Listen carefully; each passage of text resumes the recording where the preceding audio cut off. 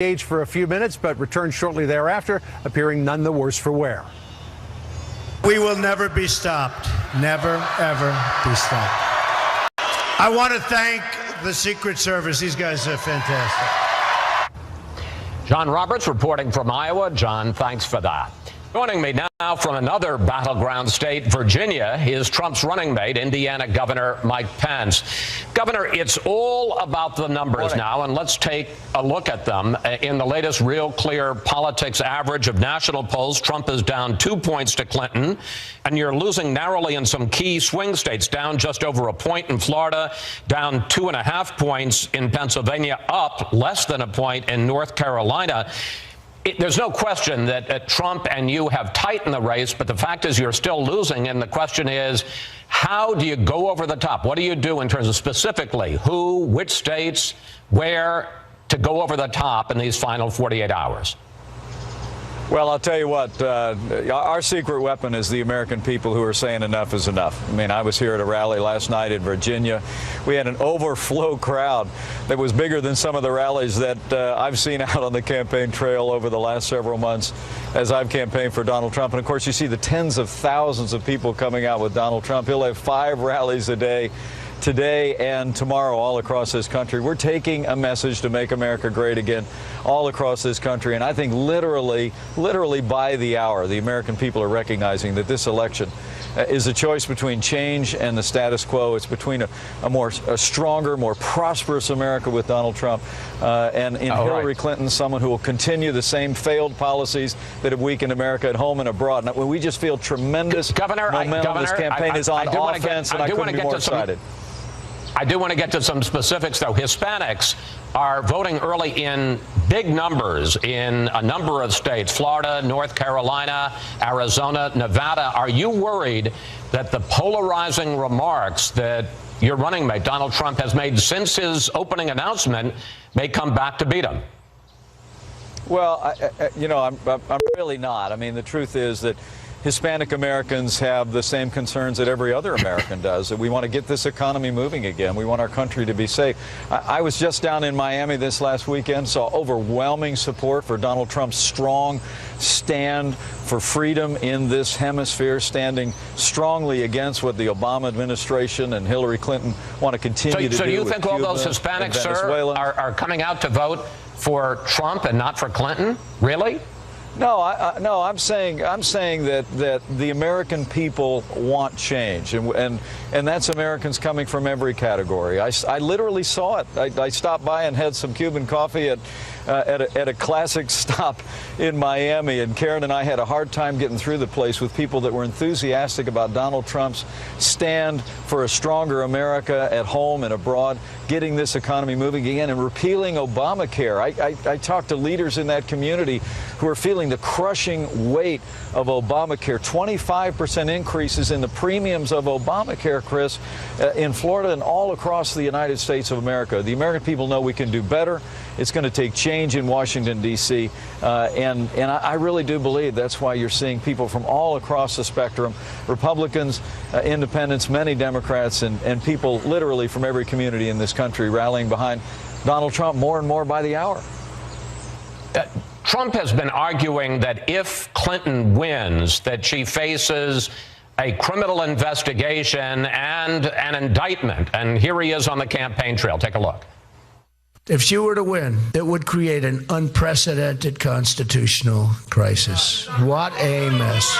I mean, we went through it with him with the impeachment and the lies. Aren't we tired of this stuff? But, Governor, Trump has no hard evidence that she's going to face an indictment. I mean, that's overstatement. Well, Hillary Clinton and her foundation are under a current investigation by the FBI. We just found out this morning that she had her maid print off classified information, according to revelations in the New York Post. I mean, Chris, the American people know no one is above the law. We commend the FBI for following the facts and reopening the investigation. But I think this is part of the way the American people need to count the costs in this election. Do we want more of the fast and loose ethics of the Clintons over the last 30 years, or do we want a clean break? Do we want to drain the swamp in Washington, D.C., have fundamental ethics reform, and rebuild our military, revive our economy, repeal Obamacare, and have appointments to the Supreme Court that will uphold our Constitution? This is all part of the equation that I think explains why you see such tremendous momentum in this campaign and why our campaign is literally expanding the map. We're on offense, and the Clinton campaign is literally on defense, trying to shore up blue states around the country in the waning days of the campaign.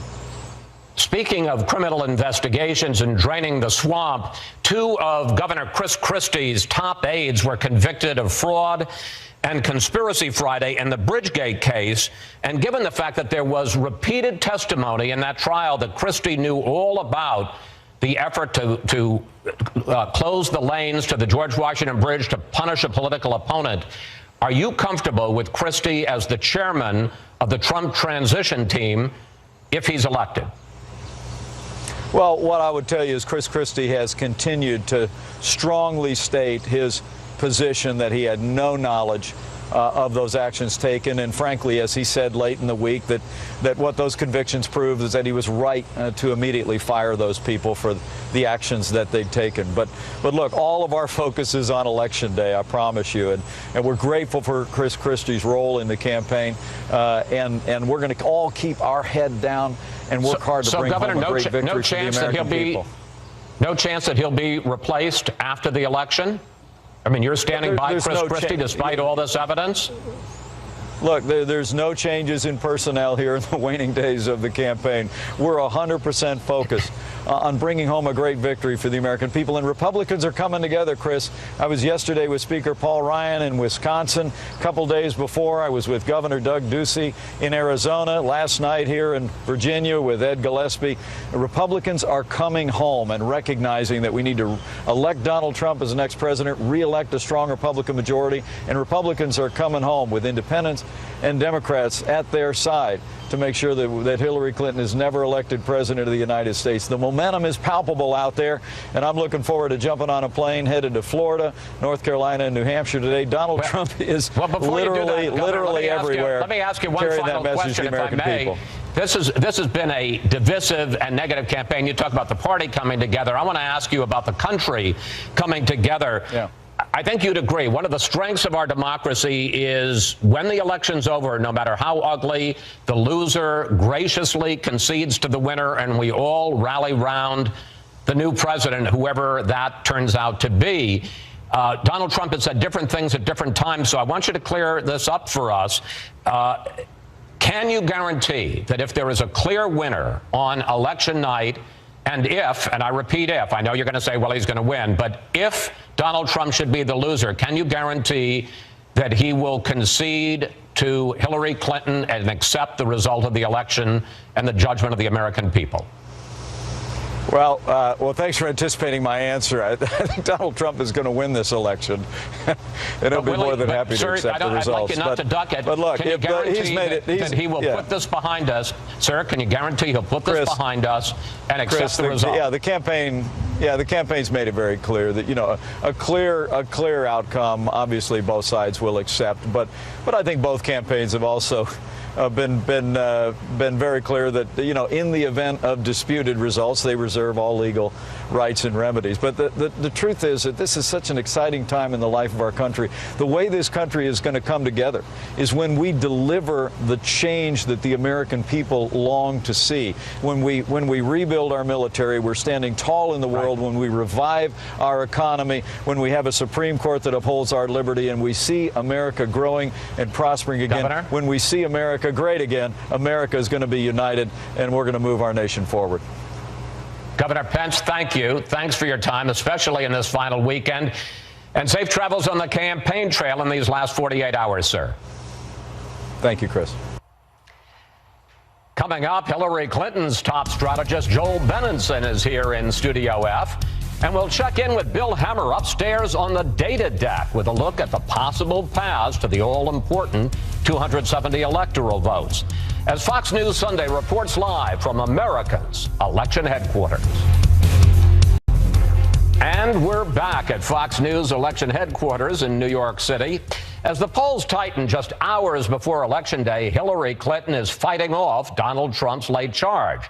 Joining me now is Clinton's top strategist, Joel Benenson. And Joel, welcome back to Fox News Sunday. Thanks for having me, Chris. As I pointed out to Mike Pence, while they've tightened the race, they're still losing, the Trump side is. But there are some numbers out there that are troubling to your side, and I want to ask you about those. In the latest Fox poll, 71% of Trump voters strongly support him versus 65% of Clinton voters. 63% of Trump supporters are extremely interested in the race. For Clinton, it's 54%. And after news of the FBI investigation, 21% of independents are less likely to vote for Clinton. Joel, there seems to be an enthusiasm gap, and the FBI investigation seems to be hurting Clinton. No, I think there are a lot of ways to measure enthusiasm. You know, there's also a Washington Post poll, when they've been tracking numbers historically, 56% of Hillary Clinton's voters saying they're voting for her as opposed to against her opponent, kind of on par with people like Al Gore and George Bush, Bill Clinton in 96. That same poll shows Donald Trump at 41%. That is historically and significantly lower than most presidential candidates. Do you think the FBI announcement, now a week and a half old, has hurt Clinton? No, I don't. I think it obviously occupied a lot of airspace, but I think, you know, we've been knocking on doors. We have had lines all weekend at our phone banks of people waiting to get in. We've knocked on 2 million doors this weekend. And I think where you're seeing the enthusiasm is in the early vote. Our people are going out to vote where the early vote, you know, is going on. States like Florida, states like Nevada, very strong numbers, and not just with, you know, our base Democratic voters, but we think we're seeing a surge with suburban women, younger people, millennials, broadening our coalition. Okay. Having said all of that, Clinton has changed her game plan these last few days. I always say the most precious commodity in the last week of a campaign is the candidate's time. She went to Detroit to campaign on Friday, which is somewhat surprising. She's going back there again to Michigan, to Grand Rapids on Monday. You're now running TV ads in Virginia and Colorado and New Mexico. Those were all states that were off the board for Trump 2 weeks ago. Well, here's going to Michigan, by the way, is very consistent with our plan, because Michigan is one of the states we call game day states. No early voting. We have to make sure we get there in the last few days, keep people ginned up, getting them out to vote. And that's what you're seeing in some of these states. In terms of ads in states like Virginia and Colorado, where we do feel we've got a winning margin there, we've had actually in the last 2 weeks a surge of resources. Things have opened up for us. More money's coming in. Our digital fundraising's been great.